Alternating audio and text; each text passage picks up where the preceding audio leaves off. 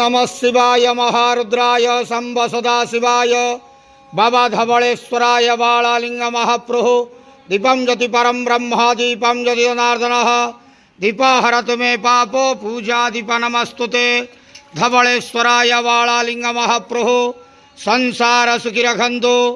आज शुभ शनिवार रे समस्त श्रद्धालु भक्त मान को आशीर्वाद करंतु, मनस्कामना पूर्ण करंतु, कर्म क्षेत्र उन्नति करंतु, ग्रहरिष्ट खंडन करंतु, जगतर मंगल करंतु, विश्वर कल्याण करंतु, आपणकर नाम प्रकाश करंतु, सेवकर डाक श्रवण करंतु, समस्त गुआवसा भक्त मानकर मनस्कामना पूर्ण करंतु। जो जो भक्त माने आपणक पाखरे मानसिक रखिछंती तांका मानसिक पूर्ण करंतु। बाबा धवलेश्वराय बालालिंगाय नमो नमः।